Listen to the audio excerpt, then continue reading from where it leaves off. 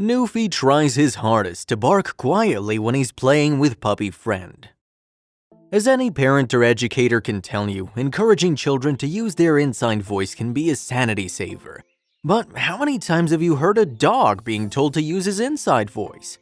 This dog owner asks her dog Samson to use his inside voice while playing with his canine brother. What's even more surprising is that Samson listens to her. In this video, you can see Samson, even though he's excited, try his hardest to use his inside voice. He even resorts to air barking in an attempt to please his owner. Just like many younger siblings, Rambo seems to enjoy encouraging Samson to get all riled up and excited. Maybe Rambo's secretly hoping to receive some of the treats being promised to Samson if he will use his inside voice. With proper training, including lots of treats, a Newfie can be taught to whisper or use its inside voice. Since Newfies are such giant dogs, training them to use their inside voices instead of their giant voices is important. When a Newfoundland uses his normal voice, it can be heard all the way down the street. As we can see in this adorable video, Samson and his owner have mastered the inside voice. Did you know that Meriwether Lewis brought his Newfie Seaman along with a Lewis and Clark expedition? Or that Newfie was credited with saving Lewis and Clark from a large water buffalo? Seaman, the infamous Newfie, was the only animal to survive the Lewis and Clark expedition.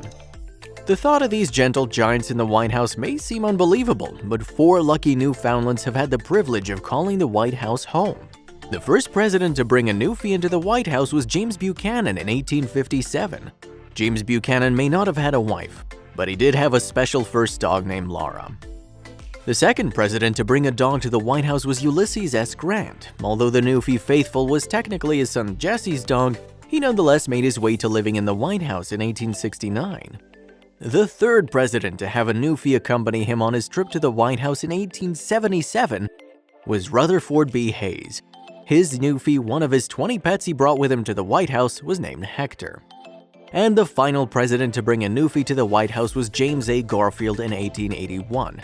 Mr. Garfield's Newie, Vito, how presidential sounding, was even credited with alerting the first family to a barn fire and thus ensuring their safety. Inside voices for Newfies had to have just been as important for presidential dogs as it is for this lady and her dog Samson.